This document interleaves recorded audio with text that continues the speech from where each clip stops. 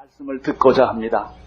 생각을 하나님에게 집중하게 하시고 말씀에 집중하게 하여 주옵소서. 예수님 이름으로 기도드리옵나이다. 아멘.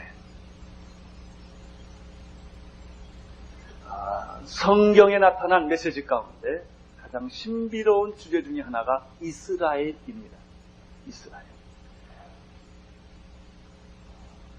이스라엘의 실패가 왜 모든 이방인의 구원이 되었을까? 신비스럽습니다. 또 한 가지, 지금은 이스라엘이 메시아를 유대인들이 받아들이지를 않습니다. 2000년 동안 받아들이기를 거부했습니다. 유대인들은 인류 역사상 가장 고난을 받은 민족이에요. 600만 대 학살을 당했고 나라 없이 전 세계 유리방황하면서 나그네로 살아왔음에도 불구하고 그 민족은 아직도 없어지지 않냐고 전 세계에 엄청난 영향력을 주고 있는 민족이 되었습니다. 이게 신비스러운 것입니다. 마귀는 우리들의 눈을 가리워서 이스라엘을 성경적인 관점에서 보지 못하게 하고 정치적인 관점, 군사적인 관점, 문화적인, 역사적인 관점에서 보게 하므로 이스라엘을 여러 나라 중에 하나로 이렇게 만들어 버리고 만 것입니다. 많은 나라를 전도하듯이 그저 이스라엘도 하나 전도하는 것 중에 하나를 끼어드는 정도로 생각하도록 만들었던 것입니다. 이것이 마귀가 우리들을 눈을 가리게 한 것입니다. 여러분 어떤 교회든지 가보세요. 이스라엘 선교를 이야기하는 교회는 별로 없어요. 중국이나 동남아시아 이야기하는 데는 많이 있어요. 그러나 이스라엘을 가지고 기도하고 이스라엘의 회복을 위하여 기도하는 그런 비전을 가진 교회는 극히 드물다는 것입니다. 이건 한국도 드물고 미국도 드물어요. 그렇게 이스라엘을 보지 못하도록 영적인 이스라엘, 하나님의 축복의 근거로서의 이스라엘을 보지 못하도록 하는 것입니다. 그래서 바울은 오늘 로마서 11장에서 구원의 클라이막스 이스라엘의 구원에 대한 얘기를 합니다.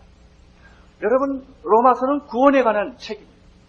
1장부터 8장까지는 우리가 너무 좋아하는 주제입니다. 왜냐하면 그것은 모든 이방인의 구원, 자연인의 구원, 개인 구원을 말하기 때문에 그렇습니다.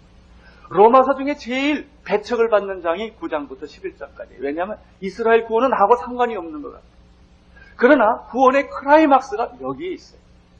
1장부터 8장에 있는 게 아니에요. 그건 개인 구원이요. 9장부터 11장까지는 온 인류의 구원이에요. 이스라엘의 구원은 온 인류의 구원이에요. 따라서 이방인의 구원과 이스라엘 구원이 짝이 맞아야 역사의 종말이 옵니다. 구원의 완성이 옵니다. 지금 우리 교회만 해도 2000명 선교사를 우리가 12,000 정도에 보내겠다. 이방인에만 관심을 갖고 있는데 여러분 이방인들을 언제 다 전도하겠어요? 그렇죠? 12,000적 성적 22억의 인구들이 아직도 복음을 받지 못했고요. 중국만 해도 12억인데 그리고 우리가 전도하면 아기를 또 계속 낳을 텐데 몇백 년, 몇천 년 가도 이 구원이 완성되겠습니까? 여러분 이스라엘 선교, 이스라엘에 대한 성경적 관점이 없으면 우리는 선교의 허무주의에 빠지겠습니다. 이스라엘 선교가 끝이에요. 끝을 막아놓으면 과정이 단축이 되는 것입니다. 이것이 이스라엘, 하나님에 대한 이스라엘의 계획. 우리하고 민족적으로, 문화적으로, 역사적으로, 지리적으로 몹시 멀기 때문에 또 돈도 땅덩어리만 하는 것이기 때문에 이게 별로 중요하지 않다고 생각하지만은 전 모든 인류, 이방인 대 이스라엘. 그러니까 이스라엘은 모든 나라 중에 하나가 아니라 영적으로 보면 이스라엘과 이방인, 모든 이방인이 한 덩어리요. 이스라엘이 한 덩어리예요. 이런 영적 가치가 있는 것입니다. 나는 오늘 우리 교회가 창립 때부터 이스라엘의 눈을 뜨게 하신 하나님께 감사를 드립니다. 그건 우리가 원했던 것이 아니에요. 참 우리 교회는 축복이에요. 나는 오늘 우리 교회가 2000만 비전을 가지고 또 이렇게 11년 만에 큰 교회로 축복해 주신 것은 우리들이 이스라엘을 위해서 기도해 주었던 축복이 아니었나 생각을 합니다. 저는 오늘 이 성경을 통해서 여러분에게 분명히 말합니다. 이스라엘 회복과 이스라엘의 구원과 이스라엘을 위하여 남은 자로서 일하는 사람들은 복받을 것입니다. 하나님의 약속이에요. 그 민족은 복받을 거예요. 그 교회는 복받을 거예요. 그 개인은 복받을 거예요. 그러나 놀랍게도 다 하는데 이스라엘만은 안 해요. 그래서 우리의 고민이 여기에 있는 것입니다. 특별히 로마서 11장에는 이 구원의 클라이막스가 여기에 다 몰려 있습니다. 다시 말하면 로마서 1장 8절 스스로의 개인의 구원과 9장부터 11장까지의 온 인류와 이스라엘의 구원의 대단원, 마지막 완성이 바로 이 11장 안에 전부 기록되어 있습니다. 우리는 지난주에 11장 첫머리에서 이런 질문을 하나 보았습니다. 이스라엘 실패로 말미암아 하나님은 자기 백성을 버리셨느냐? 대답이 무엇입니까? 결코 그렇지 않다는 것입니다. 이스라엘의 실패는 영원한 실패가 아니다. 이스라엘은 여기서 끝나는 것이 아니다. 그래서 아직도 중동 한 모퉁이에서 세계 뉴스의 초점을 항상 몰고 있는 거예요. 아주 참 신비스러운 이름입니다. 이스라엘. 하나님은 이스라엘을 멸망시키지 않습니다. 마지막 말세에 이스라엘을 다시 회복하시고 찾습니다. 그것과 나와 무슨 상관이 있느냐?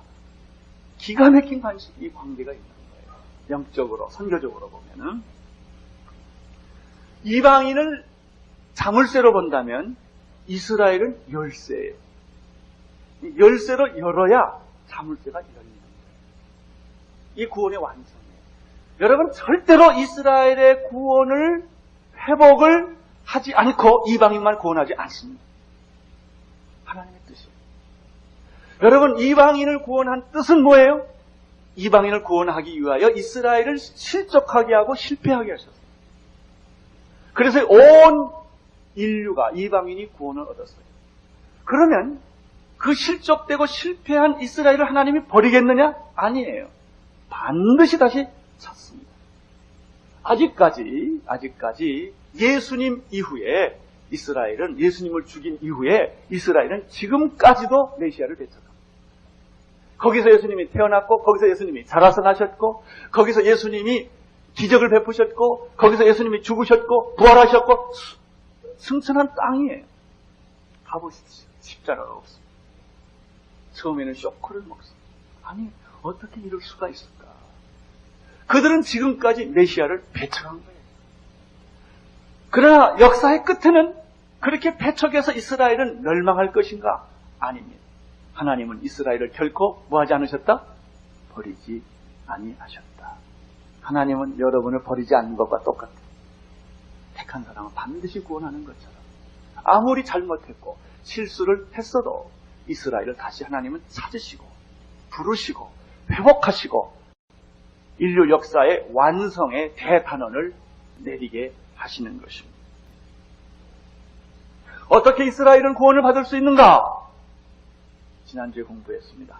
엘리야 시대 하나님이 바알에게 무릎 꿇지 않는 자 7,000명을 남겨두어서 하나님의 역사를 완성하셨던 것처럼 지금은 이스라엘이 예수를 믿지 않고 유대인이 복음을 거부하고 있지만은 하나님이 이방인의 남은 자들, 여러분과 나의 온누리교회, 우리들, 성령 받은 우리들을 통해서 이스라엘을 구원하고 회복해 하시는 것입니다. 11절을 보시겠습니다. 11절 시작.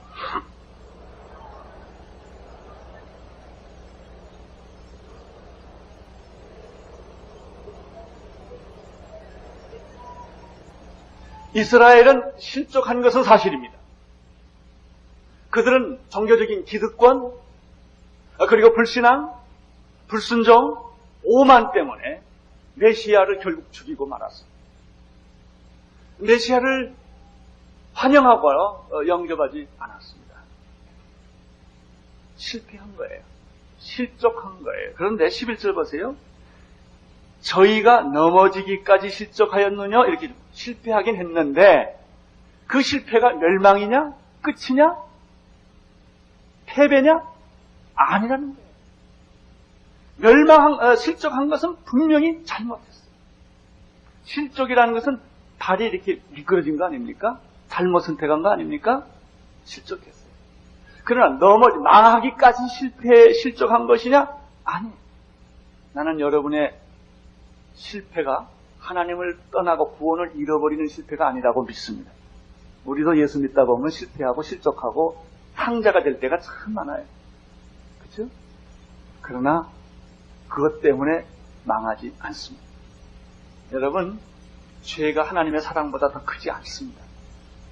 여러분이 아무리 주홍 같은 죄를 짓고 진홍 같은 죄를 졌다 할지라도 하나님의 사랑을 능가할 수 없어요.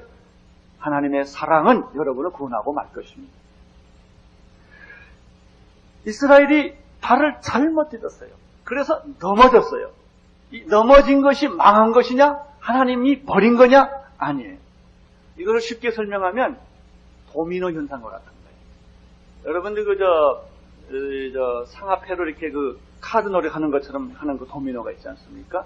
우리나라에 무슨 칠 광고할 때 그거 하더라고. 이렇게 하나가 딱 넘어지면 쫙 가는 거 있잖아. 이게 도미노 현상이라고 그러잖아요. 하나가 무너지면 다 무너지는 것.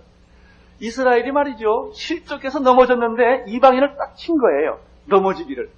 망하는 쪽으로 넘어지지 않고 이방인 쪽으로 넘어진 거예요. 그래서 이방인들이 구원을 받게 된 거예요. 이스라엘이 실패가 없었더라면 이방인의 구원이 없었던 거예요. 자, 이 얘기가 바로 11절 중간에 나와요. 저희가 넘어짐으로 뭐라고 그랬죠? 구원이 이방인에게 가게 되었다. 이 도미노 현상이 일어나는데 아주 그 외에 하나가 이렇게 탁 넘어지면 굉장히 빠른 속도로 가지 않습니까? 이런 것처럼 이스라엘의 실패로 말미암아 복음이 이방인으로 가다가 보니까 이게 급속도로 가는 거예요. 예루살렘과 유대와 사마리아. 그리고 급속도로 소아시아로 갑니다. 바울이 1차 전도, 2차 전도, 3차 전도 여행을 통해서 소아시아, 중앙아시아로 복음이 갈 뿐만 아니라 이 터키라는 데가 동서의 연결점이에요. 이스탄불이. 그래서 이 소아시아를 떠나서 배를 타고 지중해 에게해를 넘어서 빌립보로 가게 됩니다. 이 복음은 학문과 철학의 도시인 아덴으로 갑니다. 그리고 상업의 중심인 고린도로 가게 됩니다. 그리고 종교와 예술의 도시인 에베소로 가게 됩니다. 그리고 그 당시에 모든 길은 로마로 통했던 세계 중심이었던 복음은 로마까지 침투해 들어갑니다. 로마가 국교가 됩니다. 그리고 전 유럽이 복음화가 됩니다. 이것이 마치 뭐냐고 하면 도미노 현상하고 똑같은 거예요. 그건 누가 어떤 개인이 잘나서가 아니라 하나님의 성령이 전 이방인들을 2000년 동안 바람처럼 찾아온 거예요. 그게 한국까지 온 것이에요. 몰라.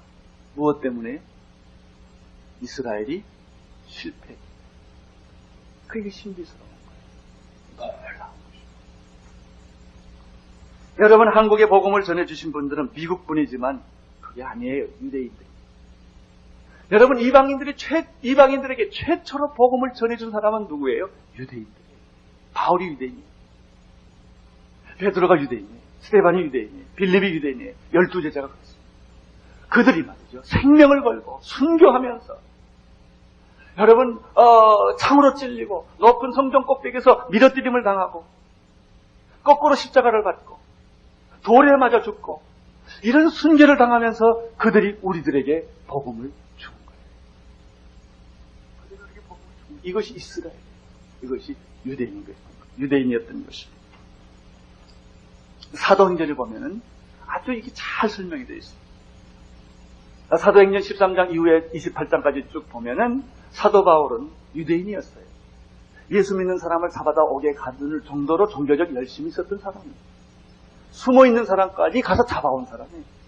이렇게 예수님 믿는 자들을 핍박하러 가다가 담에색 도상에서 그가 예수님을 만나게 됩니다. 예수님을 만난 순간에 그분이 메시아라는 사실을 알게 되었습니다. 자기들이 십자가에 못 박힌 메시아라는 것을 알게 되었어요. 그 순간에 사도 바울은 충격을 받게 됩니다. 여러분, 사도 바울은 얼마나 참 위대한 사람이냐면요. 신약 성경의 3분의 1을 쓸 정도로 지적인 사람이에요. 학문적인 사람이에요. 요즘의 지성과 학문하고 비교할 수가 없는 그런 정도의 실력을 갖춘 사람이에요. 여러분, 이 사람이 자기 직업 다 포기해요. 학문 다 포기해요. 자기의 모든 과거를 다 똥으로 여겨요. 그리고 그는 고독하고 외로운 선도자가 돼요. 그리고 예수가 메시아라는 사실을 그는 전하기 시작을 해요. 1차, 2차, 3차 전도 여행을 통해. 재밌는 사실이 하나 있어요. 사도행전 보면. 사도 바울은 처음부터 이방인 전도 안 했다는 것입니다. 그는 먼저 유대인 회당을 찾아갑니다. 가는 데마다. 그 유대인들을 모아놓고 메시아를 얘기합니다. 메시아를 얘기하면 과거의 자기처럼 모든 유대인들이 화가 나요. 돌로 쳐 죽이려고 해요. 성전 밖으로 내밀으려고 해요. 성전 꼭대기에서도 내려뜨리려고 해요. 바울을 죽이기 전에는 먹지도 않고 자지도 않는 사람 청년들이 결사대를 만들 정도로 바울을 미워합니다. 이 메시아를 전하려는데 유대인 회당에서 유대인들에게 전했는데 유대인들이 귀를 막고 눈을 막고 안 믿어요. 그 복음이 할 수 없이 누구에게로 갈까요? 옆에서 구경하고 있던 이방인들에게 가게 돼요. 그런데 이방인들한테 가니까 복음을, 여러분 이 스펀지가 물 빨아들이듯이 그냥 이방인들은 뭐 정신없이 이 복음을 받아들이는 거예요. 이거를 놓고 사도행전 13장 46절에서 사도 바울은 이렇게 표현을 합니다. 바울과 바나바가 담대히 말하여 가로되 하나님의 말씀은 마땅히 먼저 너희에게 전할 것이로되 그랬습니다. 너희가 버리고 영생 얻음에 합당치 않는 자로 자처하기로 나는 할 수 없이 이방인에게로 가게 되었다. 이스라엘의 실패는 이방인에게 복음을 전하게 되는 계기가 된 것입니다. 이것이 이스라엘의 실패의 이유입니다. 두 번째, 48절에 보면은 이방인들이 복음을 어떻게 받아들였는가라는 것을 사도행전 13장 48절에서 이렇게 설명합니다. 이방인들이 바울이 전한 그 복음을 듣고 기뻐하며 여호와의 말씀을 찬송하며 영생 주시기로 작정하는 자는 다 믿더라. 할렐루야. 여러분, 이것이 이스라엘의 실패의 이유입니다. 나는 여러분의 실패가 여러분의 가정의 복음화의 계기가 되기를 바랍니다. 어떤 사람은 병이 들 수도 있고요, 사업에서 망할 수도 있고요, 직장에서도 쫓겨날 수가 있는데 하나님 없는 실패는 영원한 실패예요. 하나님이 함께하는 실패는 축복이 될 수가 있는 줄로 믿습니다. 여러분, 이스라엘의 실패는 잘못된 거예요. 그들의 오만과 불순종과 불신앙과 종교적인 기득권 때문에 그들이 매를 맞았지만은 그 결과 누가 구원받았어요? 이방인 여러분과 내가 예수 믿고 구원을 받게 된 것입니다. 12절을 보시기를 바랍니다. 12절 시작.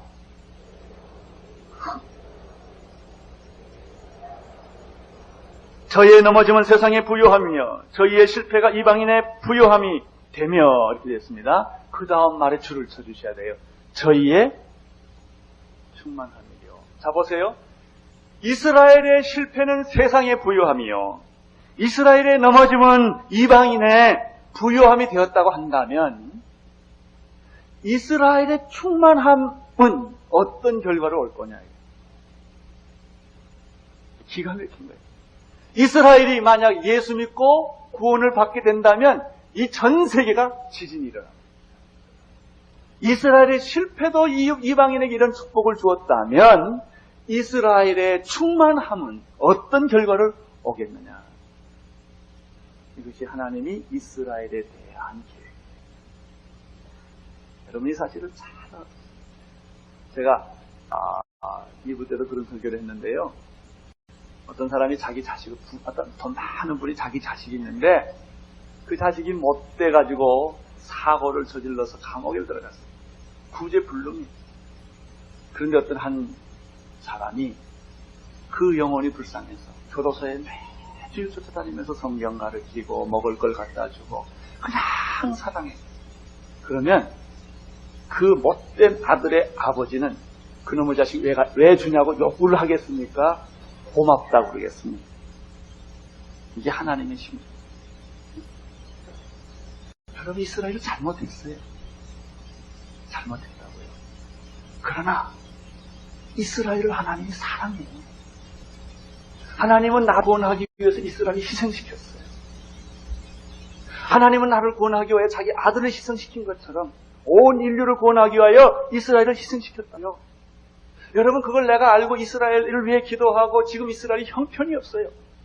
물론 정치적으로 경제적으로 우리보다 수준이 훨씬 높죠. 지적 수준이 훨씬 높죠. 우리가 그들을 뭐 어떻게 가리키겠습니까? 아니요, 영적으로 형편이 없다.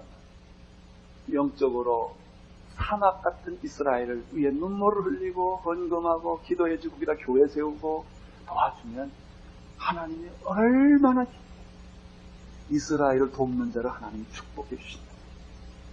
이스라엘 실패로 말미암아 이방인이 구원받는 정도라면 그들의 충만함이요, 그들이 한번 일어나면 역사의 마지막 때 그들이 일어난다 말이죠. 역사를 완성하기 위하여 이스라엘은 반드시 회복되게 되어 있다는 것이죠. 이것이 로마서 11장의 결론, 구원의 결론이다. 여러분, 물을 말이죠. 물통에 닿는데 구멍이 있는 데다 물을 담으면요 계속 빠져요. 뭐부터 막아야 돼요? 이게 이스라엘의 구멍. 이걸 딱 막아놓으면 이방인들이 말이죠 걷잡을 수 없이 돌아오게 돼 있어요. 지금 이런 방법으로 전도되는 게 아니에요. 지금 우리가 전도하는 방법은 뭐 선교사 보내고 뭐 그냥 얼마나 몇 10년, 20년 해야 겨우 몇 사람 전도하잖아요. 이게 아니에요. 하나님이 바람을 부는 거예요. 그래서 주님 오실 때가 가까울 때는 모든 구원받은 이방인의 충만한 숫자가 다 들어오게 돼 있어요. 할렐루야. 이것이 오늘 바울이 우리에게 전해주는 메시지. 13절, 14절을 보시기를 바랍니다. 시작.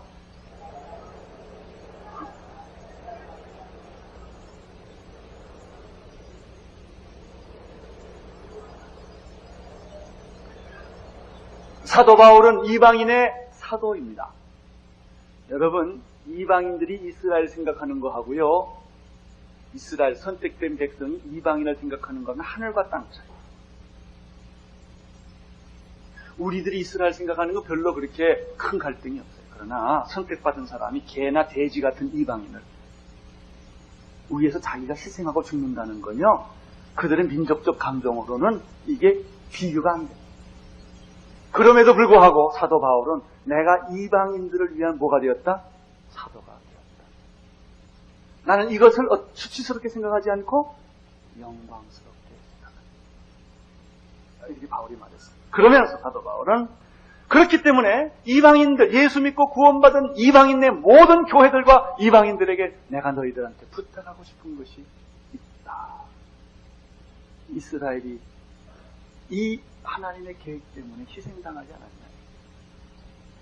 실패하지 않았냐, 넘어지지 않았냐. 그래서 그 사람들은 복음을 한 사람도 믿지 않고 받아들이지 않는다. 그러나 나는 내 민족, 내 권력 때문에 이렇게 내가 속이 상한다. 이방인들을 내가 섬기지만 그래서 내가 너희들한테 부탁한다. 이스라엘을 위해 기도 좀 해달라. 망한 내 민족, 복음을 받아들이지 않고 강팍한 내 민족을 위해 눈물을 흘리며 기도 좀 해달라. 헌금을 해달라. 좀 도와달라. 그런 얘기예요.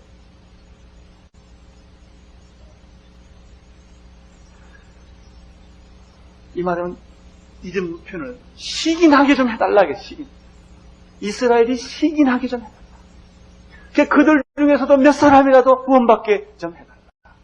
너 이방인들은 이렇게 많이 예수를 믿었지 않느냐?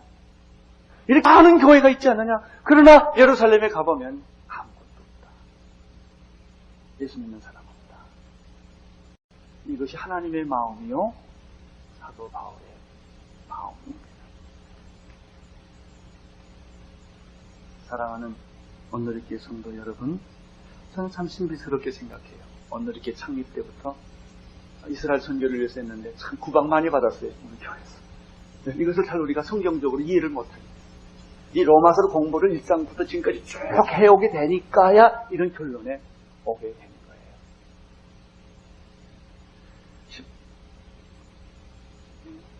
14절을 읽어보겠습니다. 시작.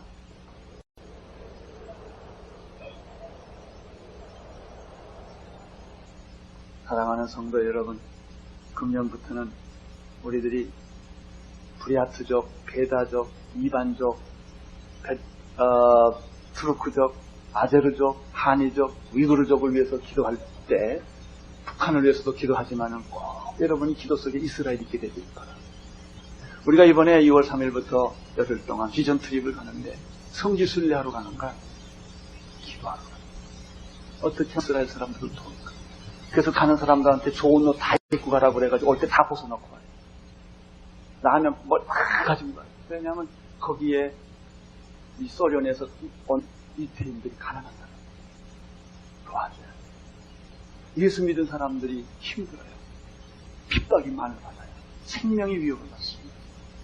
우리가 이번에 거기 가서 국제적인 그런 교회를 하나 세우려고 하는 이유가 거기 있어요. 돈이 많아서 하는 것도 아니에요. 뭐 교인들이 많이 오기 때문에 하는 것도 아니에요. 꼭 해야 되기 때문에 거기 가서 눈물을 흘리고 기도하고 이스라엘에 얽매이고 있는 마귀를 내쫓고 그래야 세계 선교가 풀어져요. 이런 축복 때문에 우리들이 이번에 거기에 가기로 결정을 하는 것입니다. 저는 4번 갔기 때문에 다시 갈 필요가 없어요. 그러나 기도하러 저 또 가게 되는 것입니다. 이것이 세계 선교를 푸는 열쇠예요. 15절을 보겠습니다. 시작.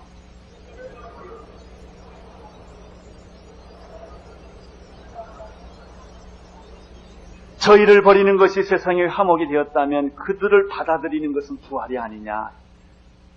부활의 축복이 아니냐. 사랑하는 성도 여러분, 오늘 나는 여러분의 개인적인 실패가 하나님의 축복의 도구가 되기를 축원합니다. 개인적인 실수와 실패 때문에 좌절하지 마세요.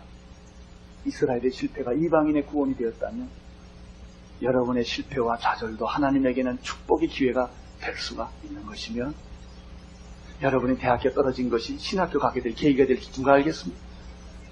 다 모르는 일입니다. 하나님의 축복이 여러분에게 금년 한 해 넘치기를 바랍니다. 또 하나 비밀, 축복의 비밀. 이스라엘을 위해 기도하라. 이스라엘 회복을 위하여 기도하라. 그때 하나님은 여러분의 삶에 풍성한 축복을 더하여 주실 줄로 믿습니다. 기도하겠습니다. 하나님 아버지, 우리 온누리교회 성도님들의 삶을 축복해 주시사 눈을 떠서 하나님의 음성을 듣게 하여 주옵소서. 예수님의 이름으로 기도드리옵나이다.